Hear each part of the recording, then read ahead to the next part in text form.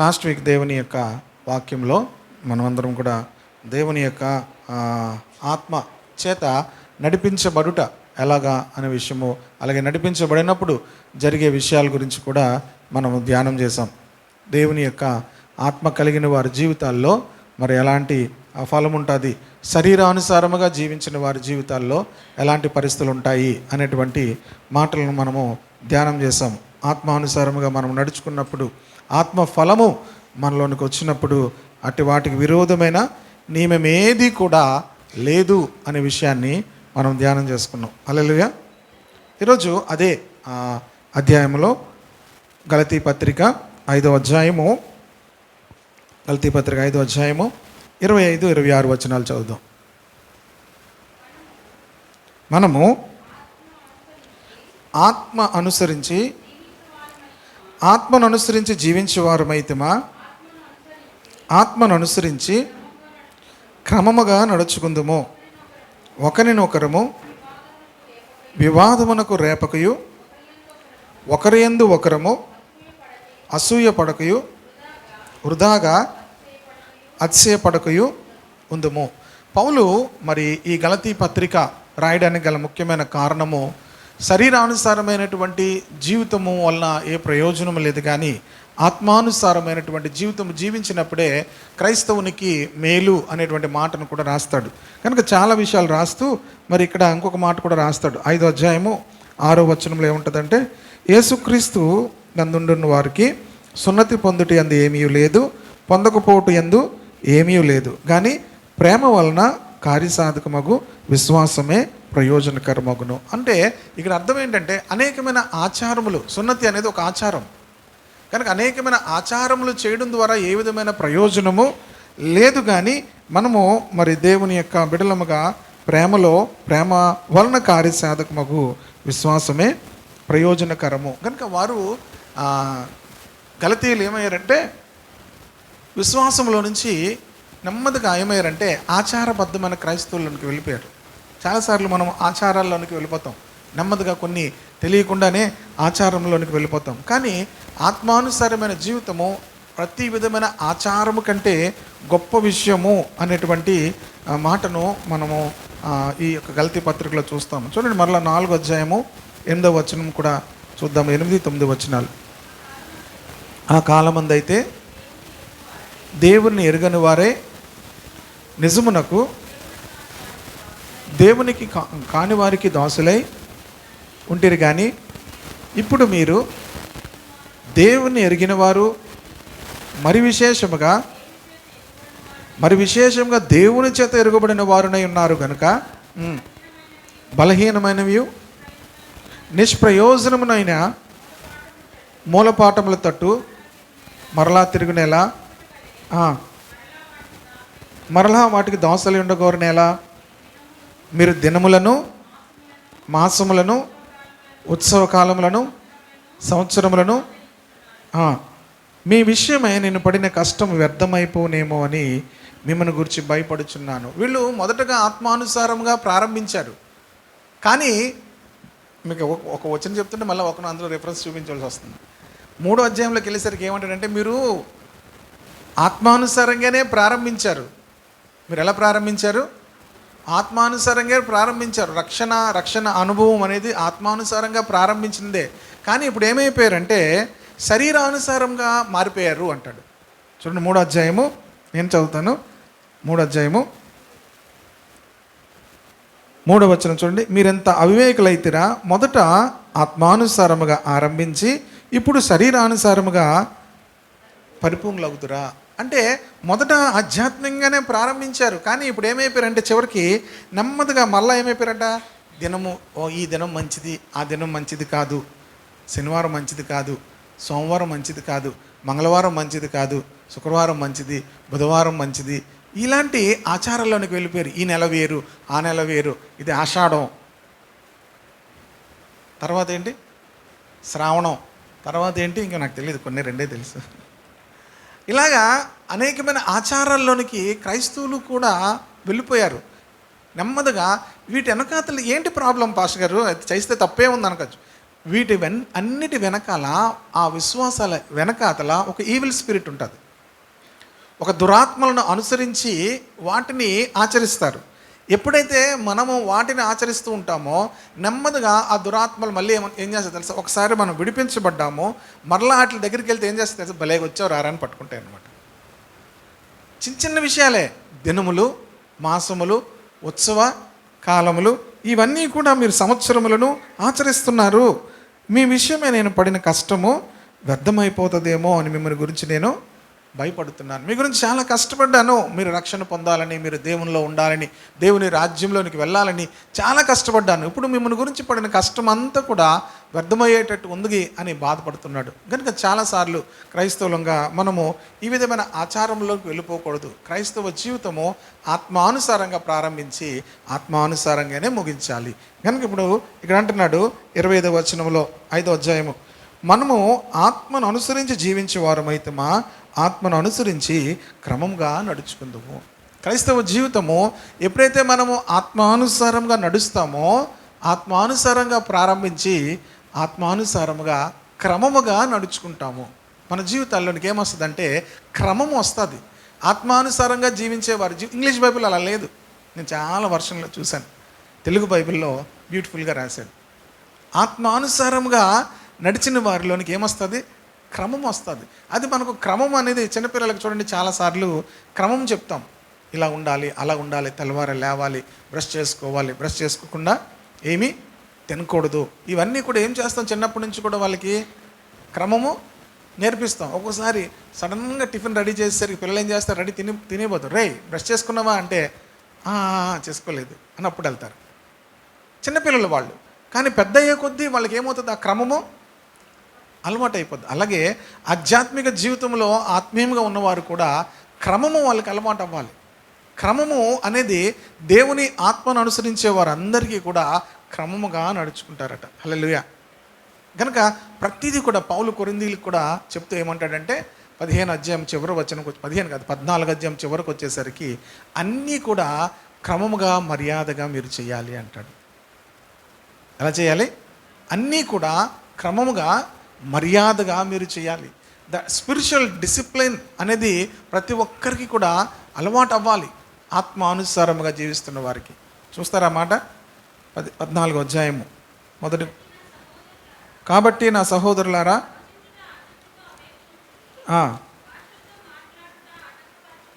భాషలతో మాట్లాడుట ఆటంకపరచుకుడు కానీ సమస్తమును మర్యాదగాను క్రమముగాను. కనుక ఎవ్రీథింగ్ షుడ్ బి డిసిప్లిన్. సంఘములో మన క్రైస్తవ జీవితంలో డిసిప్లిన్ అనేది చాలా ఇంపార్టెంట్. అన్నీ కూడా ఎలా జరగాలి, క్రమముగా చేయాలి, ప్రవచించాలి. కొన్ని ఎస్పెషలీ పెంటెకోస్తు సంఘాల్లో అల్లరిగా ఉంటుంది, అల్లరిగా చేస్తుంటారు. సో అది ఒక్కటే స్పిరిట్ ఫీల్డ్ లైఫ్ అనుకుంటారు. బైబిల్ చెప్తుంది దేవుడు అల్లరికి కర్త కాడు. దేవుడు ఏంటి, అల్లరికి కర్త కాడు. కనుక అన్నీ కూడా ఎలా జరగాలి, క్రమముగా జరగాలి. దేవునికి స్తోత్రం కలుగును గాక. చూడండి 30 అదే అధ్యాయం 14 కొరింథీ పత్రికలు 14:33 చూడండి. అలాగే పరిశుద్ధుల సంఘములన్నిటిలో దేవుడు సమాధానముకే కర్త కానీ అల్లరికి కర్త కాడు. దేవుడు సమాధానమునకే కర్త కానీ అల్లరికి కర్త కాడు. కనుక ప్రియ దేవుని బిడ్డలారా, అన్నీ కూడా క్రమముగా జరగాలి అంటున్నాడు. కనుక మనము ఎప్పుడు ఈ క్రమంలోనికి వస్తామంటే ఆత్మను అనుసరిస్తున్నప్పుడు మనమందరము కూడా క్రమముగా నడుచుకుంటాం. హల్లెలూయా. కనుక స్పిరిచువల్ డిసిప్లిన్ అనేది క్రైస్తవులు జీవితంలోంచి అన్యులు నేర్చుకోవాలి. స్పిరిచువల్ డిసిప్లిన్ అనేది క్రైస్తవ జీవితంలో ఉన్నటువంటి ఆ డిసిప్లిన్. అసలు మనం ఎవరిని అడగకుండానే మీరు క్రిస్టియన్సా అని అడగాలి. దేన్ని బట్టి తెలుసా, మనకున్నటువంటి ఆ డిసిప్లిన్ బట్టి. హల్లెలూయా. మనకున్నటువంటి ఆ డిసిప్లిన్ బట్టి వారే మనల్ని అడగాలి, మీరు క్రిస్టియన్సా మీరు అని. ఎందుకంటే మనం ఆత్మను అనుసరించి నడుస్తున్నాము కనుక ఆత్మను అనుసరించి క్రమముగా నడుచుకోవాలి అంటున్నాడు. కనుక నడుచుకుందుము అంటున్నాడు. కనుక అలా నడుచుకున్నప్పుడే మనము ఆత్మానుసారులము. హల్లెలూయా. ఆత్మను అనుసరించి జీవించే వారమైతేమా ఆత్మను అనుసరించి ఏమవుతాము, if you start living according to the spirit, పరిశుద్ధాత్మ చేత మనం నడిపించబడ్డం అనేది మనకు అలవాటు అయినప్పుడు పరిశుద్ధాత్మ మనల్ని ఏం చేస్తుందంటే చాలా డిసిప్లిన్ మేనర్లో నడిపిస్తుంది. హల్లెలూయా. చాలా డిసిప్లిన్. ఖచ్చితంగా people can experience the presence of the lord. మీతో ఉన్నవారికి, మీ చుట్టూ ఉన్నవారికి ఆ దేవుని సన్నిధిని వారు చూడగలుగుతారు. ఎందుకంటే వెరీ డిసిప్లిన్ అనేది మీ జీవితంలో కనబడుతుంది. ఆ డిసిప్లిన్ అనేది మీ జీవితంలో అన్ని విషయాల్లో కూడా కనబడాలి. ఎప్పుడు తెలుస్తుంది అంటే మీరు ఆత్మను అనుసరిస్తూ ఉంటున్నప్పుడు మీరు క్రమంగా మీ జీవితాలను మార్చుకుంటారు. ఇప్పటి వరకు కూడా అక్రమంగా మనం నడుచుకొని ఉంటాం. అక్రమంగా అనే మాట కూడా ఒక చోట ఉంటుంది. ఇప్పుడు అవన్నీ రిఫరెన్స్లు చూపిస్తే ఇప్పటికే చాలా రిఫరెన్స్లు చూపించాను. అక్రమంగా మనం నడుచుకోకూడదు. ఇప్పుడు దేవుని బిడ్డలారా, మనము క్రమముగా నడుచుకోవాలి. Spiritual discipline. క్రైస్తవ జీవితంలో ఆత్మను అనుసరిస్తున్నప్పుడు హోలీ స్పిరిట్ మనల్ని ఏం చేస్తుందంటే క్రమపరుస్తుంది. అన్ని విషయాల్లో ఏం చేస్తాడు? క్రమపరుస్తాడు. కనుక మరి పరిశుద్ధాత్ముడు మనల్ని క్రమపరుస్తున్నాడా లేదా? మనం ఆ క్రమంగా నడుచుకుంటే ఖచ్చితంగా మిమ్మల్ని అందరూ కూడా గుర్తిస్తారు. యు ఆర్ వెరీ స్పెషల్ అని. దేంట్లో? మీరు చాలా ఆధ్యాత్మికంగా చాలా క్రమమైన వ్యక్తులు అనే విషయము వాళ్ళకి అర్థమవుతుంది. కనుక ఖచ్చితంగా మరి మనము కొన్ని ఆత్మలను చెప్పకుండా కూడా మనము దేవుని యొద్దకు నడిపించవచ్చు. Praise the Lord. హల్లెలూయా. కనుక వాక్యానుసారంగా మనం జీవించినప్పుడు, ఆత్మానుసారంగా మనం జీవించినప్పుడు కొన్ని ఆత్మలు దేవుని యొద్దకు నడిపించవచ్చు. కనుక ఇంకా కిందకి వెళ్తే ఏమంటున్నాడంటే మనం ఆత్మను అనుసరించి జీవించే వారమైతే ఆత్మను అనుసరించి క్రమముగా నడుచుకుందుము. Praise the Lord. హల్లెలూయా. కానీ ఇక్కడ మనకు ఎవరు కర్ర పట్టుకోవాల్సిన అవసరం లేదు. ఇంకా కర్ర పట్టుకోండి. ఎవరు కర్ర పట్టుకోవాలి? చిన్నపిల్లలకి పట్టుకోవాలి. చిన్నపిల్లలకి ఏం చేయాలి? కర్ర పట్టుకోవాలి. పెద్దవాళ్ళకి ఎవరికి కూడా ఇంక కర్ర అవ్వదు. పట్టుకున్న పని అవ్వదు. దేవుని యొక్క ఆత్మకు ఎవరైతే లోబడతారో వాళ్ళకే ఈ పని జరుగుతుంది. కనుక రెండవ విషయం అంటున్నాడు. 26వ వచనం చదువుదాం. ఒకరిని ఒకరము వివాదమునకు రేపకయు, ఒకరి యందు ఒకరము అసూయ పడకయు, వృధాగా అతిశయపడకయు ఉందము. మనము ఏమంటున్నాడు? ఒకరిని ఒకరము వివాదమునకు రేపకయు. కనుక ఎప్పుడైతే మనకు ఆ స్పిరిచువల్ ఆధ్యాత్మికమైన అనుభవంలోకి వస్తుందో మనకు వచ్చేటువంటి క్వాలిటీస్ ఏంటి? ఒకరిని ఒకరము వివాదమునకు రేపక. ఒకరిని ఒకరం ఏం చేయకూడదట? వివాదమునకు రేపకూడదు. క్రైస్తవుడు ఎక్కడైనా వివాదం జరిగింది అనుకోండి, నేను ఒకసారి పేపర్లో చూస్తాను, ఎక్కడైనా గొడవ జరిగింది, ఎక్కడైనా ఏదైనా జరిగిందని జోసఫ్ అనో లేకపోతే జేమ్స్ అనో, అంటే జనరల్గా చెబుతున్నాను, మాథ్యూ అనో క్రిస్టియన్ పేరు ఉంటే చాలా బాధపడతాను. అలాంటి చోట మన పేరు ఉండకూడదు. ఏదైనా ఉగ్రవాదంలో ఎవరైనా చంపేసుకున్నారనో ఎక్కడైనా ఉన్నదనుకోండి, అక్కడ ఏ పేరు వినబడకూడదు? క్రైస్తవ పేరు వినబడకూడదు. వింటే నాకు చాలా బాధ అనిపిస్తుంది. యాజ్ ఎ క్రిస్టియన్గా మనము దేవుని బిడ్డలముగా ఆధ్యాత్మికంగా ఆత్మను అనుసరిస్తున్న వారంగా జీవిస్తున్నప్పుడు మన పేరు ఎటువంటి వివాదాలను కూడా కనబడకూడదు. హల్లెలూయా. బైబిల్ చెప్తుంది ఆత్మానుసారులు ఏం చేయరట? ఒకరిని ఒకరు వివాదమునకు రేపక. కనుక ప్రియ దేవుని బిడ్డలారా, స్పిరిట్ ఫీల్డ్ లైఫ్కి రెండోది ఆత్మచేత నడిపించబడుతున్న వారికి ఉండేటువంటి సైన్ ఏంటంటే ఎటువంటి వివాదంలో కూడా మన పేరు ఉండకూడదు. హల్లెలూయా. ఎటువంటి వివాదాల్లో కూడా ఎవరు ఉండకూడదు?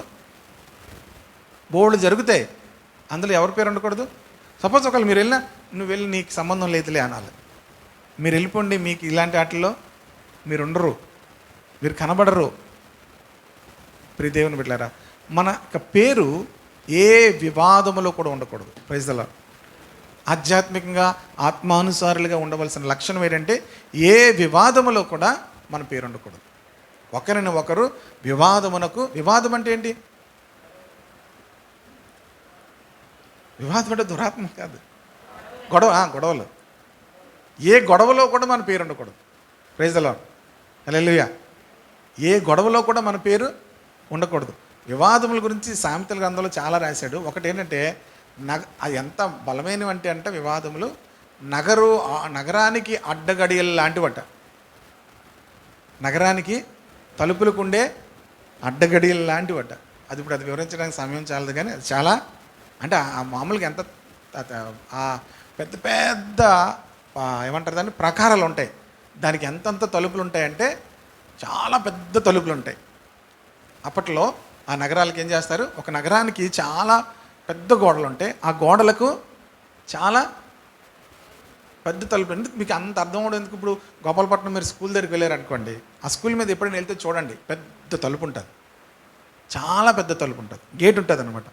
ఆ గేట్ గడి తీయడం ఎంత కష్టం తెలుసా, మనలాగా ఇళ్ళ గంట అవదు, చాలా బలంగా ఉంటుంది. అలాంటిది ఒక నగరానికి ఉండే తలుపుకి ఒక గడి ఎంత బలంగా ఉంటుందో. కనుక ఆ వివాదం అలాంటిది. అంటే ఆ నగరానికి అడ్డగడియలంతా బలం గలవని సామెతల గ్రంథంలో ఉంటుంది. అది మీరు ఇంటికి వెళ్ళినప్పుడు ఎప్పుడైనా చూడండి, ఒక లేకపోతే రిఫరెన్స్ నేను తర్వాత పెడతాను. కనుక అది చాలా వివాదం అనేది చాలా ప్రమాదకరమైనది. కనుక ఒకరినొకరు మనం ఏం చేయకూడదట, వివాదమునకు రేపకూడదు. రెండవది ఏమంటున్నాడు, ఒకరి యందు ఒకరము అసూయ పడకూడదు. ఒకరి యందు ఒకరము మరలా చెప్పాలి, అసూయ పడకూడదు. అసూయ అంటే ఏంటి?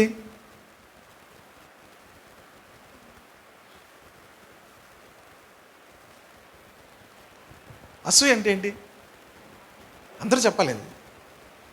ఎవరు ఎగ్జామ్షన్ కాదు. ఏంటండి మనీ గారు ఏదో చెప్పబోయారు, అలాగ ఆగిపోయారు. అసూయ అంటే ఏంటి?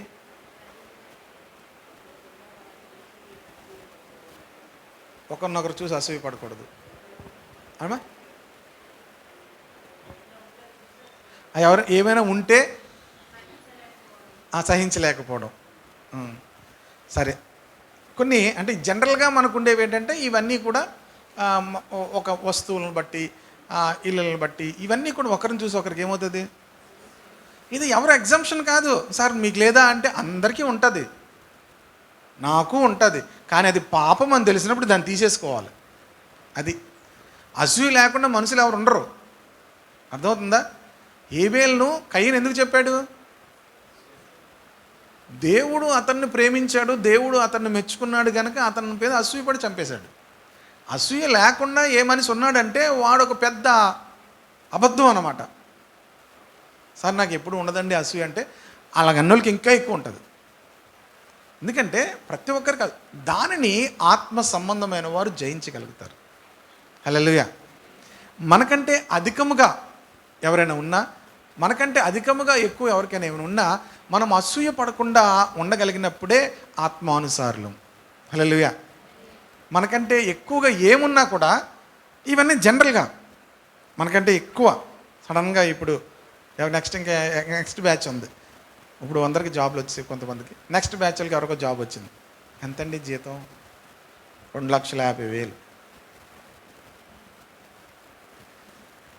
ఏమవుతుంది? పోనీ ఎంతండి జీతం? 30,000. 30,000 మా వాడికి ఎంత తెలుసా ఎంతండి?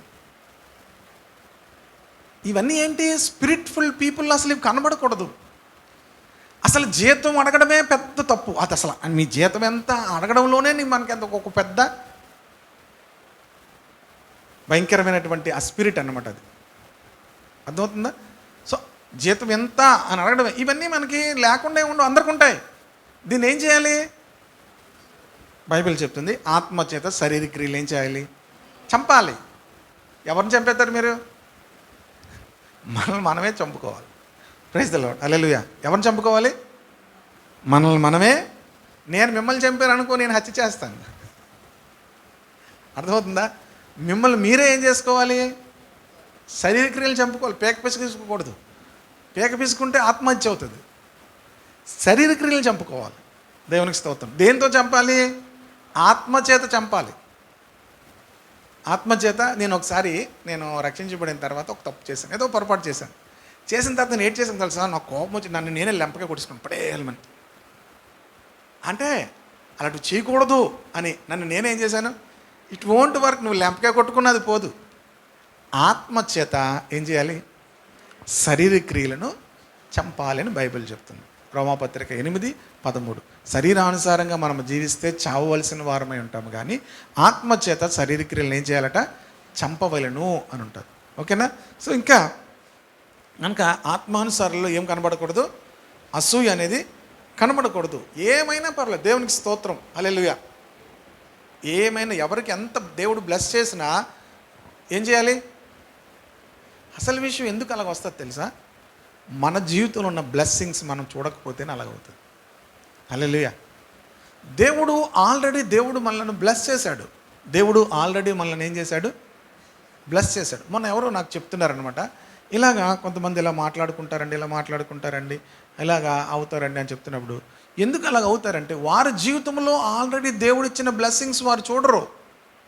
అవి చూస్తే వాటిని బట్టి దేవుణ్ణి స్తుతించడానికే వాళ్ళకి సరిపోద్ది తప్ప. అంతేకాదు, రెండోది ఏంటో తెలుసా? మనకంటే ఎక్కువగా వాళ్ళని దేవుడు దీవించాలని మనం ప్రార్థించాలి. హల్లెలూయా.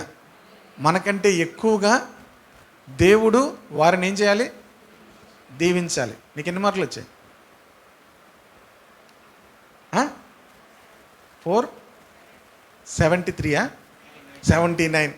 నీకంటే ఎక్కువగా ఇంకా మిగతా వాళ్ళకి కూడా రావాలని ప్రార్థించాలి. సాధారణంగా మనం ఇప్పుడు ఏం చేస్తాం? నెక్స్ట్ ఇయర్ కూడా నాకు అందరికంటే ఎక్కువ రావాలి. కరెక్టే. ఎందుకు?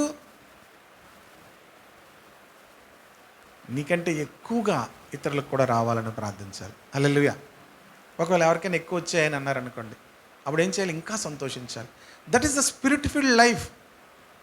ఇలా ఉండదు ఎవరికి, పాస్టర్ గారు నాకు కాదు, బట్ ఆ నేచర్లోనికి రాకపోతే నేను ఆత్మానుసారుడిని కాదు. అదేమంత ఈజీగా ఏం వచ్చేది. మీకు అది రాకపోతే మీరేంటి, ఇంకా అంత స్పిరిట్ ఫిల్డ్గా లేరు మీరు. అసూయ పడకూడదు అంటున్నాడు. వివాదము రేపకయు ఒకరి యందు ఒకరము అసూయ పడకూడదు అన్నాడు. ఇంగ్లీష్ వెర్షన్లో కొన్ని మాటలు ఎలా ఉన్నాయంటే, పోటీతత్వం ఉండకూడదట. క్రైస్తవ జీవితంలో ఏముండకూడదు? పోటీతత్వం ఉండకూడదు. ఏ విధమైనటువంటి పోటీ తత్వం ఎవరికి? మనలో మనకి పోటీతత్వం. ఆధ్యాత్మిక విషయాల్లో మనకు పోటీ ఉండదు. మాకే పోటీ ఉండేది తెలుసా? మా చెల్లి, నేను, లీడియా కూడా వచ్చేది చర్చికి వివాహం కాకముందు. మీరు కంగారు పడకండి, నేను ఎప్పుడూ చూడలేదు, ఎప్పుడూ మాట్లాడలేదు. మా చెల్లితో వచ్చేది అనమాట చర్చికి. కనుక వివాహం కాకమునుపు వచ్చేది. సో ఎవరు ఫస్ట్ వెళ్తామా అని ఉండేది. ఆల్మోస్ట్ ఆల్ చర్చికి వెళ్ళిన ప్రతిసారి కూడా 99% మా చెల్లి ఫస్ట్ ఉండేది, నేను సెకండ్ ఉండేవాడిని. మాకన్నా ముందు వెళ్ళిపోతుండేది అనమాట. అంటే మనకి ఇలాంటి పోటీ, అలాంటి పోటీ మనకొద్దు. మనకేం పోటీ కావాలి? ఇది స్పిరిచువల్ విషయాలు చెప్తున్నా. అది పోటీ కూడా కాదు, ముందు ఉండాలి అని అలాగా వెళ్ళేవాళ్ళం. ఎక్కడి నుంచి వెళ్ళేవాళ్ళమి? ఎన్ఏడి కొత్త రోడ్ నుంచి గురుద్వార వెళ్ళేవాళ్ళం. ఎన్ఏడి కొత్త రోడ్ నుంచి ఎక్కడికి వెళ్ళేవాళ్ళము? ఇక్కడ నుంచి ఎన్ఏడి కొత్త రోడ్ వరకు నడవాలి. అక్కడ బస్సు ఎక్కాలి. బస్సు ఎక్కి గురుద్వార జంక్షన్లో దిగి మరలా అక్కడ నుంచి ఒక 1/2 కిలోమీటర్ పైకి ఎత్తు నడవాలన్నమాట. ఎన్ఆర్ఐ హాస్పిటల్ దాటి అవతల ఉంటుంది చర్చ్, అక్కడికి ఎక్కి నడవాలి. అంటే ఇప్పుడు చర్చ్ ఎన్ని గంటలకు అనుకున్నారు మీరందరూ? చెప్పండి అందరూ. 7:30కి. మార్నింగ్ ఎన్ని గంటలకి? 7:30కి. ఇప్పుడు 7:30 ప్రేయర్కి ముందు ఉండాలంటే ఎన్ని గంటలకు వెళ్ళాలి? బస్సు ప్రయాణం ఖచ్చితంగా 20 minutes పడుతుంది. 5:35 అని ఒక బస్సు ఉండేది, సూపర్ బస్సు అనమాట. అది ఏం చేసేవాడు తెలుసా? బస్ స్టాప్ వెళ్ళినంత దూరం ఉండగా న్యూట్రల్లో చేసేవాడు, అని వెళ్ళేది. డౌన్ ఎక్కడైనా కనిపిస్తే న్యూట్రల్ చేసేవాడు, అని వెళ్ళేది. సిగ్నల్ కనిపించినా ఆపేసేవాడు. అంత స్పీడ్గా వెళ్ళేవాడు అనమాట. అదొక ప్యాసింజర్ లాగా వెళ్ళేవాడు. 5:35 అని అప్పుడు బస్సు ఉండేది. ఇప్పుడు ఎన్ని గంటలకు వెళ్ళాలి చెప్పండి మీరందరూ? ఎన్ని గంటలకు స్టార్ట్ అయితే వెళ్ళగలం? కనీసం 6:30 టైంకి బస్ స్టాప్కి వెళ్తే అట్లీస్ట్ 6:45 బస్సు ఎక్కితే మళ్ళీ నడవాలి కదా, ఇక్కడ నుంచి నడవాలి, అక్కడ నుంచి నడవాలి. మరి ఇలాంటివి ఎప్పుడైనా పోటీ ఉందా మనకి అంటే? అలాంటివి మాకు ఉండవు. ఏం పోటీ? ఇలాంటి పోటీ ఉండాలి, అందరికన్నా ముందు వెళ్ళాలి దేవుని మందిరంకి, అలాంటి పోటీ ఉండొచ్చు. కానీ మిగతా విషయాల్లో మనం ఒకరికంటే ఒకరికి అధికమైనవి ఉండాలి. చూడండి, ఒక పక్కన ఒక ఇల్లు కట్టారనుకోండి, ఎప్పుడైనా ఏం చేస్తారు తెలుసా మీరు? కట్టేటప్పుడు అందరూ వాళ్ళ గోడ కన్నా వీళ్ళ గోడ ఎంత ఎక్కువ పెడతారు. మీరు చూడండి, కావాల్సింది గమనించండి. పక్క వాళ్ళ గోడ కన్నా వీళ్ళ గోడ ఎంత పెంచుతారు? ఒక 4 అంగుళాలు, ఒక 6 అంగుళాలు పెంచుతారు. వీళ్ళు తర్వాత ఒక స్లాబ్ వేశారు అనుకోండి, వీళ్ళు ఏం చేస్తారు తెలుసా? వీళ్ళు కొంచెం పెంచుతారు, మళ్ళీ వాళ్ళు వేస్తే తర్వాత పెంచి తర్వాత కూలిపోద్ది. ఇప్పుడు దేవుని బిడ్డలారా, మనకి ఈ విధమైన పోటీతత్వం ఉండకూడదు. ఒకరి మీద ఒకరు అసూయ పడకూడదు. అంటే పోటీతత్వం అనేది ఉండకూడదు. కనుక మన జీవితాల్లో వివాదములు అంటే ఇందాక ఒకరినొకరు రెచ్చగొట్టకూడదట. అది ఇంకో వెర్షన్లో ఉన్నదాన్ని నేను తీసాను, మీకు చెప్పలేదు. ఒకరినొకరికి చికాకు పెట్టకూడదు, ఒకరినొకరు ఏం చేయకూడదట, రెచ్చగొట్టకూడదు, సవాల్ చేయకూడదు. ఇన్ని ఉన్నాయి. సవాల్ చేయకూడదు అనండి అందరూ. సవాల్ చేయకూడదు, రెచ్చగొట్టకూడదు. నేను ఇందాక మీకు చూడలేదు, ఇప్పుడు చూశాను అనమాట, అవి రాసుకున్నాను. ఇంకేంటి, చికాకు పెట్టకూడదు, ఒకరినొకరు ఏం చేయకూడదు, చికాకు పెట్టించకూడదు. ఇవన్నీ వివాదముకు రేపకూడదు. అంటే ఒకరికొకరు ఏం చేయకూడదు, చికాకు పెట్టించకూడదు, రెచ్చగొట్టకూడదు, సవాలు చేయకూడదు. అసూయ పడ్డము అంటే పోటీతత్వం అనేది మన జీవితంలో కనిపించకుండా ఈ కాంపిటేటివ్ స్పిరిట్ ఉంటుంది అన్నమాట, కనిపించకుండా. కనుక కాంపిటేటివ్ స్పిరిట్ మన క్రైస్తవ జీవితంలో ఒకరి మధ్యలో ఒకరికి ఉండకూడదు. చివరిగా ఏంటంటున్నాడు, వృధాగా అతిశయ పడకూడదు. వృధాగా అంటే అర్థం ఏంటి? వృధాగా అతిశయపడకూడదు. ఇదే విషయాన్ని యాకోబు కూడా తను రాసిన పత్రికలో 3వ అధ్యాయంలో ఈ మాటలు రాస్తాడు. చూడండి, 13, 14 వచనాలు చదువుదాం. మీలో జ్ఞాన వివేకము గలవాడెవడు? జ్ఞానముతో కూడిన సాత్వికము గలవాడే తన యోగ్య ప్రవర్తన వలన తన క్రియలను కనపరచవలెను. అయితే మీ హృదయములలో సహింప నలవి కాని మత్సరమును వివాదమును ఉంచుకొనిన వారైతే, చూడండి ఇక్కడ ఇంచుమించు 3 రాశాడు. అక్కడ పౌలు ఏ మాట చెప్పాడో ఆ 3 మాటలు కూడా ఇక్కడ రాశాడు. ఒకటి ఏంటి, సహింప నలవి కాని మత్సరములను వివాదమును ఉంచుకున్న వారైతే అతిశయపడవద్దు. You are not at all qualified to boast. మనలో ఈ విధమైన ఉంటే, వివాదమునకు రేపే మనసు అసూయపడే విషయాలు ఉంటే మీరు అతిశయపడద్దు, అతిశయపడద్దు అంటున్నాడు. మనము ప్రియ దేవుని మిత్రులారా, ఇటువంటి అతిశయం అనేది మనలోనికి రాకూడదు అంటున్నాడు. ఎందుకంటే మీలో జ్ఞాన వివేకము గలవాడెవడు? వాడు జ్ఞానముతో కూడిన సాత్వికము గలవాడే. జ్ఞానము వివేకము రాగానే దానితో పాటు మనకేమొస్తుంది? అతిశయం వస్తుంది. అతిశయాన్ని పచ్చి తెలుగులో చెప్పాలంటే ఏమొస్తుంది? గర్వం వస్తుంది. కనుక జ్ఞానం వివేకము గలవారే మీరేం చేయమంటున్నాడు? జ్ఞానముతో కూడిన సాత్వికము గలవారవ్వాలి. కనుక ఈ 2 బ్యాలెన్సింగ్ ఉంటేనే అవి ప్రభు మెచ్చుకుంటాడు. కనుక దేవుడు మనకేమిస్తాడు?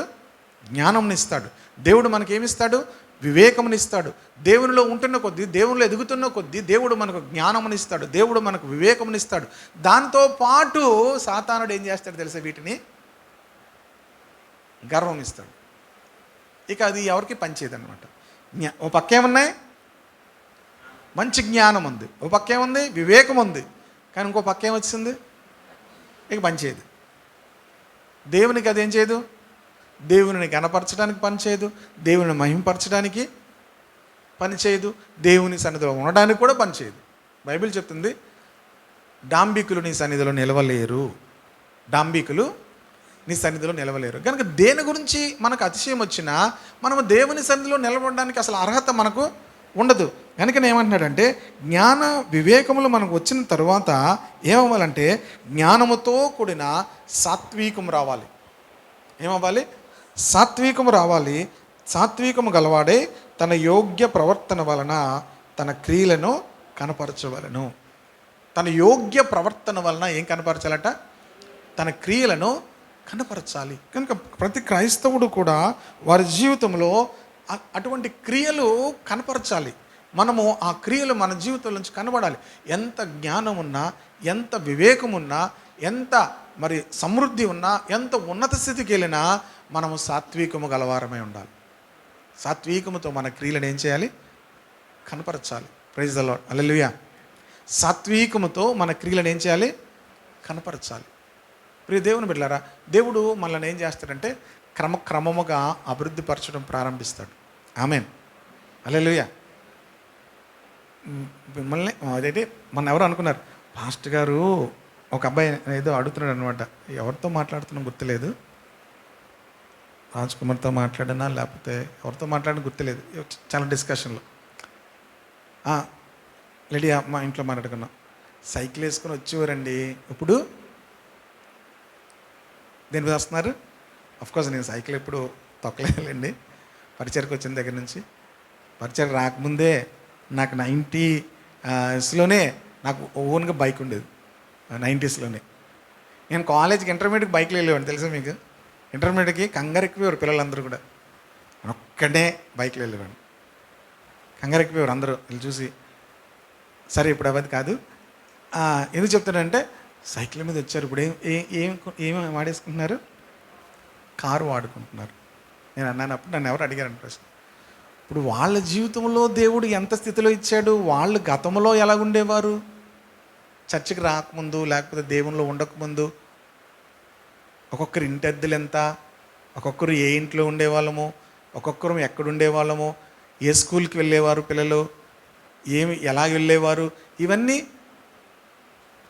దేవుడు పాస్టర్ గారినే కాదు మిమ్మల్ని కూడా దేవుడు దీవిస్తున్నాడు. హల్లెలూయా. అలాంటి పిక్చర్ చూడండి ఒకసారి. గతంలో మనం ఎక్కడ ఉండేవాళ్ళము, గతంలో మనము ఏ స్థితిలో ఉండేవాళ్ళము, మన పిల్లలు ఎలాగెళ్ళేవారు, లేకపోతే మన కుటుంబాలు ఎక్కడుండేవి, ఇవన్నీ జ్ఞాపకం చేసుకుంటే ప్రియ దేవుని బిడ్డలారా, అవన్నిటిలోంచి కూడా దేవుడు మనల్ని దాటించేశాడు. దేవునికి స్తోత్రం కలుగును గాక. క్రమంగా దేవుడు మనల్ని ఏం చేశాడు? హెచ్చించాడు, ఉన్నతమైన స్థితిలోనికి వచ్చాడు. కొన్నిసార్లు మన జీవితాల్లో ట్రైన్ ఫేర్స్ కూడా లేని పరిస్థితి అయ్యి ఉండొచ్చు, జనరల్ బోగీల్లో వెళ్ళిన పరిస్థితులు అయ్యి ఉండొచ్చు. మన ఎవరో చెప్తున్నప్పుడు నేను జనరల్ బోగీలో అమ్మో ఎలా వెళ్ళేవారు, ఇప్పుడు ఏసీ లేకపోతే మనం ప్రయాణం చేయట్లేదు. ఇంకా ఏసీ టైం ఎక్కువైపోతే ఏం చేస్తాం? ఫ్లైట్లకి వెళ్ళిపోతున్నాం. కానీ ఇవన్నీ ఎలా దేవుడు ఏం చేశాడు? ప్రతి ఒక్కరిని కూడా దేవుడు ఏం చేశాడు? క్రమముగా దేవుడు ఏం చేస్తున్నాడు? హెచ్చిస్తూ ఉన్నాడు. ఆమేన్, హల్లెలూయా. ఒక పాస్టర్ గారినే కాదు, విశ్వాసులు కూడా దేవుడు ఏం చేస్తాడు? అందరినీ కూడా దేవుడు ఏం చేస్తాడు? హెచ్చిస్తాడు. క్రమముగా దేవుడు మనలను అభివృద్ధి చేస్తాడు. హల్లెలూయా. కనుక దీని విషయంలో ఎవరు కంగారు పడవలసిన అవసరం లేదు. ఎవరి మీద ఎవరు కూడా అతిశయపడవలసిన, ఎవరి మీద ఎవరు కూడా అసూయపడవలసిన అవసరం లేదు. దేవునికి తెలుసు అందరినీ ఏం చేయాలి? హెచ్చించాలి. క్రమంగా అందరినీ కూడా అభివృద్ధి పరచాలి. కనుక సాత్వికముతో కూడిన మన క్రియలను మనము కనపరచాలి. హల్లెలూయా. సో ఎంత దేవుడు నిన్ను బ్లెస్ చేస్తున్నా నీలో ఆ సాత్వికం పోకూడదు. హల్లెలూయా. నీలో ఆ దీనత్వం అనేది పోకూడదు. బైబిల్ చెప్తుంది, సాత్వికముతో కూడిన గలవాడే తన యోగ్య ప్రవర్తన వలన తన క్రియలను కనపరచాలి. నీ క్రియలు కనబడాలి. అప్పటికంటే ఎక్కువగా నీ మునుపటి క్రియల కంటే ఈ క్రియలు ఇంకా ఏమవ్వాలి? ఎక్కువైపోవాలి. దేవునికి స్తోత్రం కలుగును గాక. గడిచిన దినాల్లో మీకున్నటువంటి క్రియల కన్నా మన క్రియలు ఇంకేమవ్వాలి? ఎవరు కూడా మనల్ని చూసి కొల్ని ఎత్తుకొచ్చి అనకూడదు. ఏమనకూడదు? కళ్ళు నెత్తుకొచ్చాయి అనకూడదు. దేవుడు వారిని ఎంత దీవించినా అదే దీనత్వము, అదే సాత్వికంలో ఉన్నారు అని మన గురించి చెప్పాలి. ఆమె మనుషులు ఒకవేళ అందరూ అలా చెప్పలేకపోయినా కఠినంగా ఉంటారు, కానీ దేవుడు మన గురించి సాక్ష్యం ఇవ్వాలి. హల్లెలూయా. దేవుడు మన గురించి ఏం చెప్పాలి?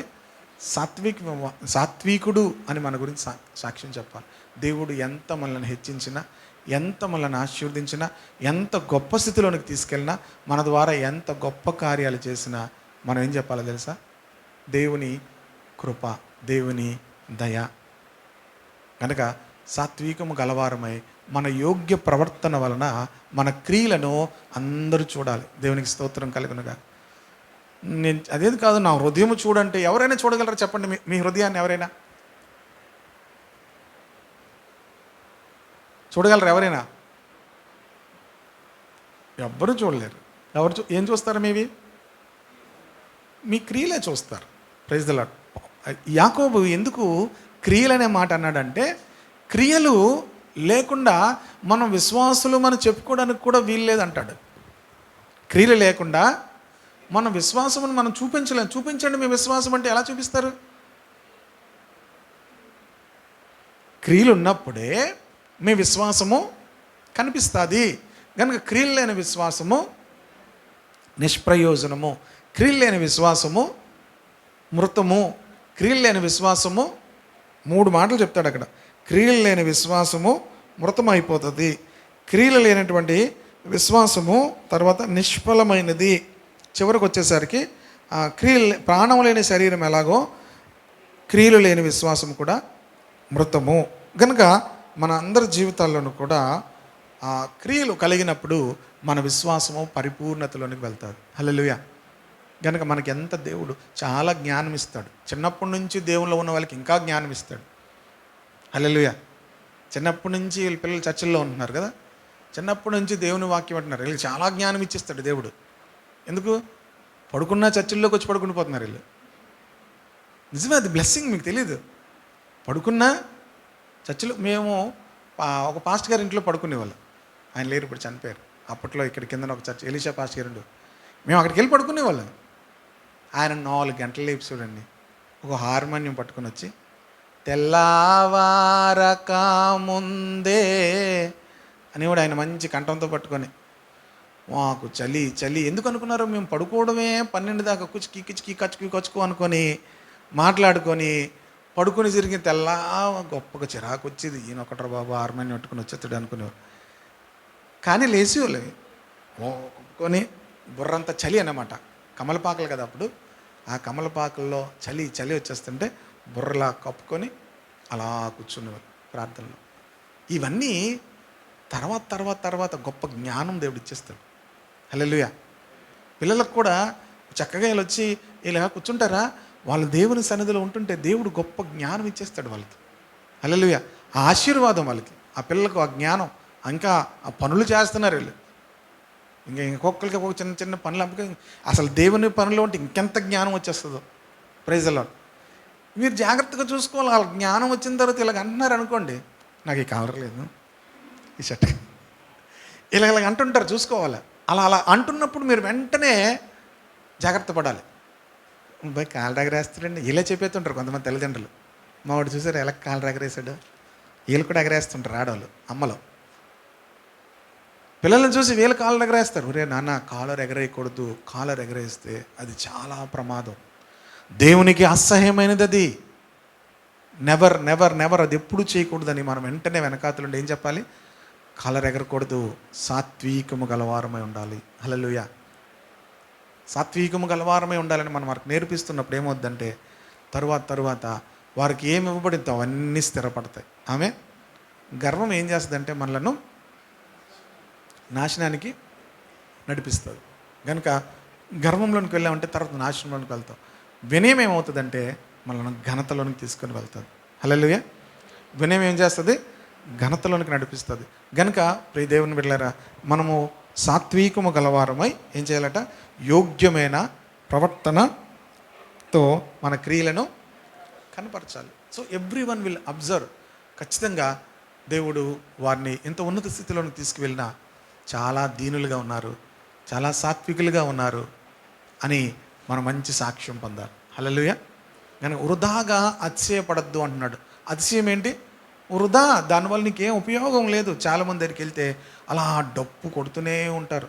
మీ గురించి ఎవరి గురించి కాదు, బయట కొంతమంది దగ్గరికి వెళ్తున్నప్పుడు ఆ డప్పు అలా చెప్తూనే ఉంటారన్నమాట. డప్పు. ప్రియ దేవుని బిడ్డలారా, నెవర్ డూ. వృధాగా అతిశయపడద్దు. ప్రియ దేవుని బిడ్డలారా, మనము అతిశయపడవలసి ఉంటే దేవుని యందే అతిశయపడాలి. పౌలు అంటాడు ఎవడైనా అతిశయపడితే దేవుని యందే అతిశయపడాలని, ప్రభువునందే అతిశయపడాలి అని మాటను 1 కొరింథీ పత్రిక 1వ అధ్యాయము 29వ వచనం నుంచి రాస్తాడు, 30వ వచనం. అలాగే ఇర్మియా గ్రంథంలో కూడా చూస్తాం, ఎవడైనా అతిశయపడితే దేవుని యందే వాడు అతిశయపడాలి అని.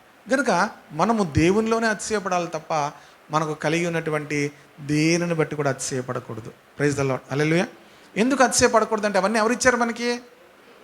దేవుడు ఇచ్చాడు. చూస్తారు 1 కొరింథీ పత్రిక, జ్ఞానము దేవుడిచ్చాడు, నీతి దేవుడిచ్చాడు, పరిశుద్ధత దేవుడిని ఇచ్చాడు, ఇంకేమిచ్చాడు? విమోచన దేవుడిచ్చాడు.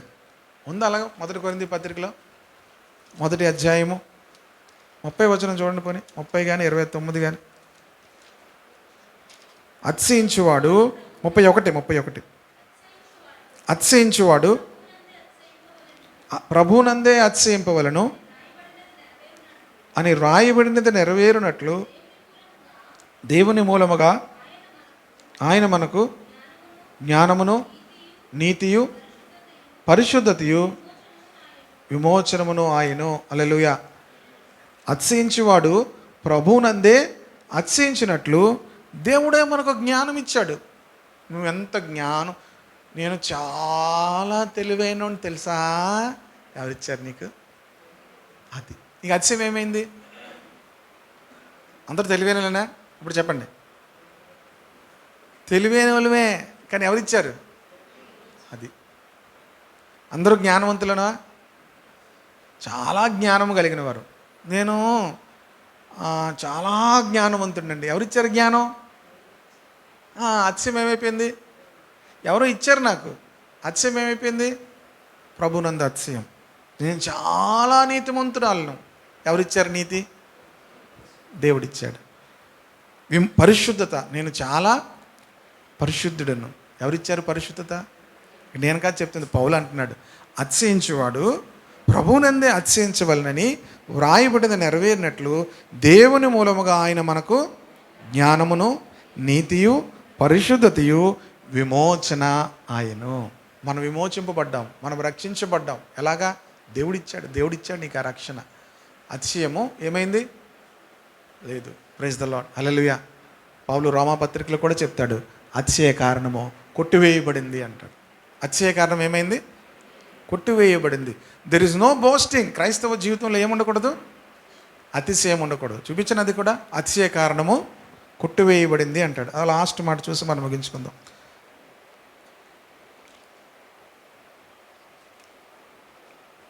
మూడవ అధ్యాయము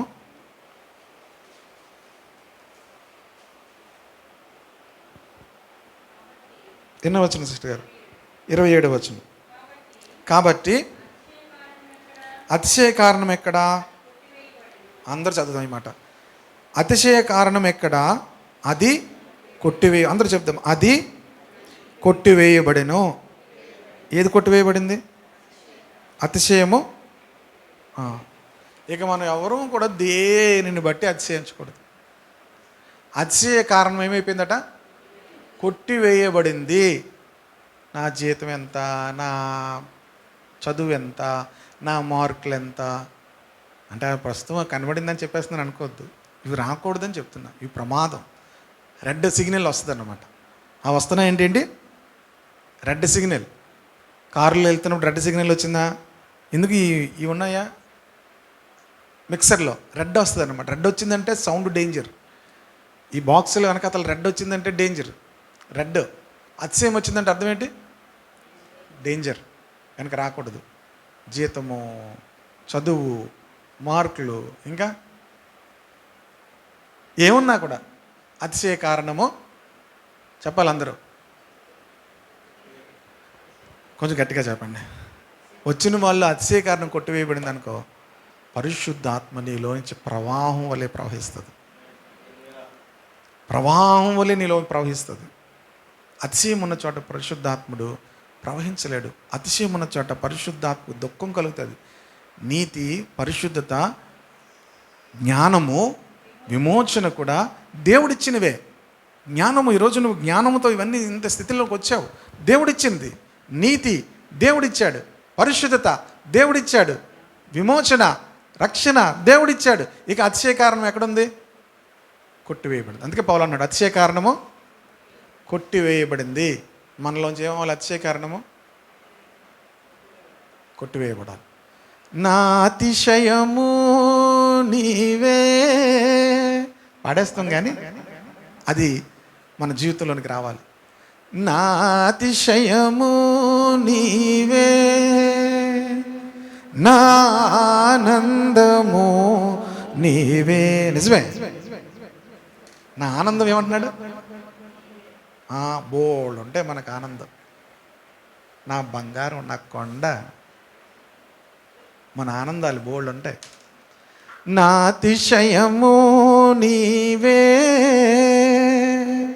నా ఆనందము నీవే, నా ఆరాధన నీవే.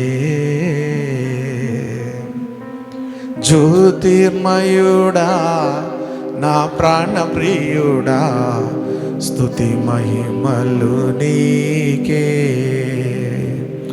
జ్యోతిర్మయుడా నా ప్రాణప్రియుడా, స్తుతి మహిమలు నీకే. నా ఆత్మలో అనుక్షణం నా అతిశయము నీవే, నా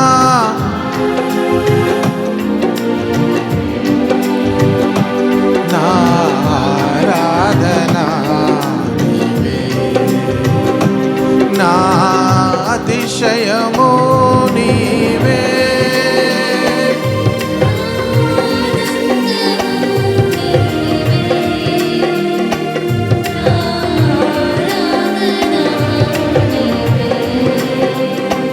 నా పరలోకపు తండ్రి వ్యవసాయకుడా, నా పరలోకపు తండ్రి వ్యవసాయకుడా, నీ తోటలోని ద్రాక్షవల్లితో నన్ను అతుకట్టి స్థిరపరచు. నీ తోటలోని ద్రాక్షవల్లితో నన్ను అతుకట్టి జ్యోతిర్మయుడా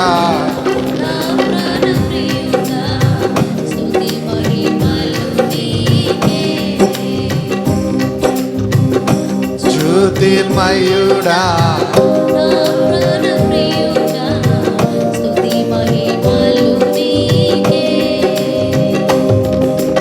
నా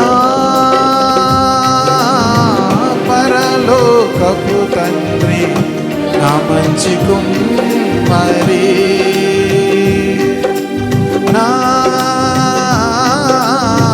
పరలోకపు తండ్రి నా మంచి కుమ్మరి. నీకిష్టమైన పాత్రను చేయ,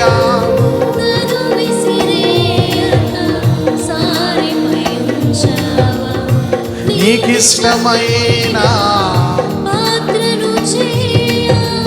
నన్ను విసిరేయక, జ్యోతిర్మయుడా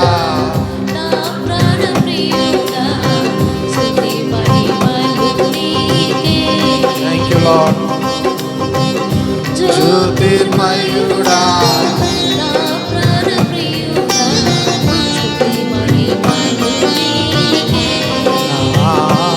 ఆత్మలో అనుక్షణం, నా ఆత్మలో అనుక్షణం నా అతిశయము నీవే, నా ఆనందము నీవే,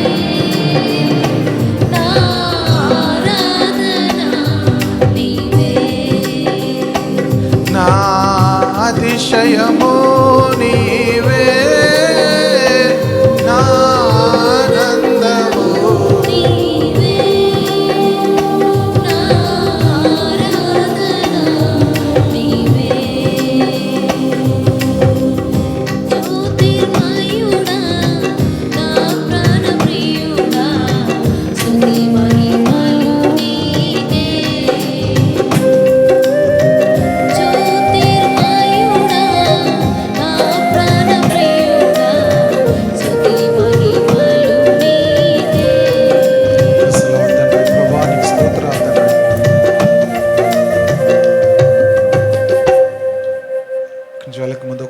చేసుకుందాం. ప్రభా, నా జీవితంలో ఎన్నడూ కూడా దేనిని బట్టి కూడా నేను అతిశయపడను.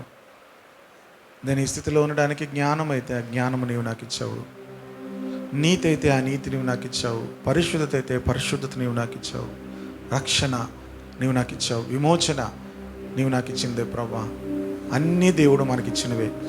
ఈరోజు నువ్వు ఏ స్థితిలో ఉన్నా అవన్నీ దేవునికి ఇచ్చినవే. దేవుని బట్టి అతిశయించాలి తప్ప మనల్ని బట్టి మనం అతిశయించకూడదు. మనకున్న ఏ స్థితిని బట్టి కూడా మనం గర్వం పడకూడదు, అతిశయించకూడదు. ప్రభా, ఇవన్నీ నీవు ఇచ్చినవే ప్రభా. నేను నీ కృతజ్ఞతాస్తుతులు చెల్లిస్తున్నాను ప్రభా. ఒకప్పుడు నా స్థితి ఎలాగుండేదో నాకు తెలుసు. ఒకప్పుడు మీ స్థితి ఎలాగుండేదో మీరు ఒకసారి జ్ఞాపకం చేసుకోండి. ఎలాంటి స్థితిలోంచి మనం పైకి వచ్చాము, ఎలాంటి కష్టాలు మనం అనుభవించాము, ఎలాంటి కన్నీటి అనుభవాలు.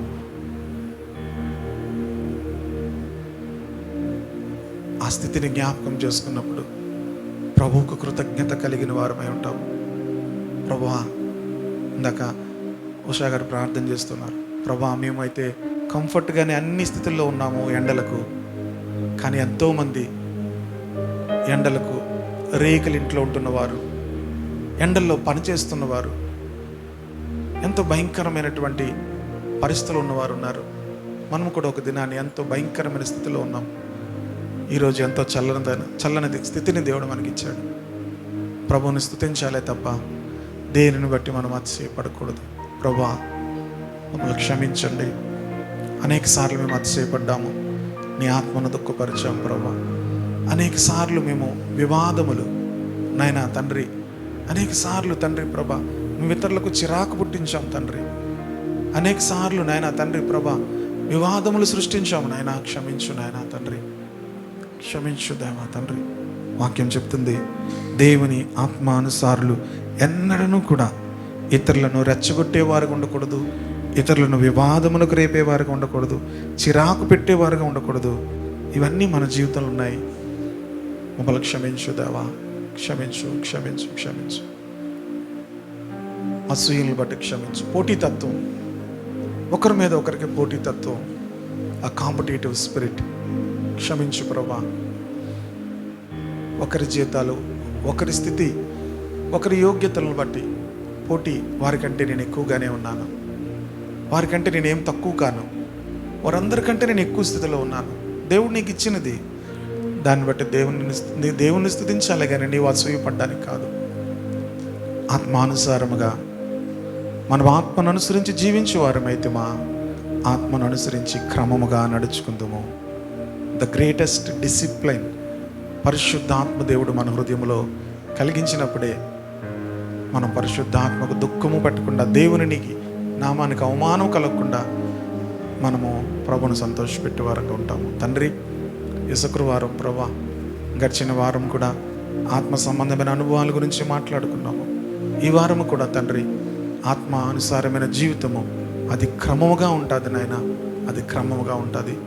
వివాదములు కానీ, అసూయలు కానీ, ఏ విధమైన వృధా అతిశయాలు కానీ ఉండదని మరొకసారి పౌలు భక్తుడు చెప్పిన మాటలను చూసుకుని మమ్మల్ని మేము సరి చేసుకుంటున్నాం. మేము అనేక విషయాల్లో తప్పిపోయిన వారమని నీ సన్నిధిలో ఒప్పుకుంటున్నాను. నా మట్టుకు నేను ఒప్పుకుంటున్నాను ప్రభా. దయతో క్షమించు, నీ రక్తంతో శుద్ధి చేయి, నూతనముగా మరొకసారి నీ ఆత్మచేత నింపు దేవా. వచ్చిన వారందరినీ కూడా నీ ఆత్మచేత నింపు, ఆత్మ ఫలములతో నింపు నాయన. ఆత్మానుసారులై క్రమముగా నడుచుకుంటూ యోగ్యమైన ప్రవర్తన ద్వారా వారి క్రియలను కనపరిచేవారుగా, సాత్వికులైన తండ్రి వారి క్రియలను ఇతరులకు కనపరిచే స్థితిలో ప్రతి ఒక్కరిని ఉంచమని, ఈ మాటలందరిలో కూడా ఫలింప చేయమని ప్రార్థిస్తూ, ప్రభాదివారం నాయన సంఘంలో ఉన్న వారందరూ కూడా మందిరంలో కనబడుటకు సహాయం చేయ ప్రభా. సాతానుడు కొద్దిమందిని ప్రభా ఆయన వెనక్కి లాగుతున్నాడు. గతంలో ఉన్నటువంటి బలహీనతలు, అలవాట్లు వారిని మరలా పట్టుకొని ప్రభా వెనక్కి లాగుతుండగా మేమందరం ఏకీవించి ప్రార్థన చేస్తున్నాం. యేసుక్రీస్తు నామములో వారికి విడుదల దయచేయండి ప్రభా. ఆ బంధకాల్లోంచి విడుదల దయచేయండి ప్రభా. నీ సన్నిధిలోనికి వచ్చి ప్రభా, నీ సన్నిధిలో ఉన్న సంతోషము, నీ సన్నిధిలో ఉన్న సమాధానము, ఆనందము పొందుకునే కృప అందరికీ దయచేయమని, బిడ్డలు తిరిగి వెళ్తున్నారు, నీ కృపా కాపుతలందరికీ దయచేయమని యేసుక్రీస్తు నామమును బట్టి ప్రార్థించి మనవులు అడిగి వేడుకుంటున్నాను తండ్రి. ఆమేన్, ఆమేన్. యేసు రక్తమే జయము, సిలువ రక్తమే జయము. ప్రభు యేసు నామమునకు సంపూర్ణ విజయము కలుగును గాక. ఆమేన్.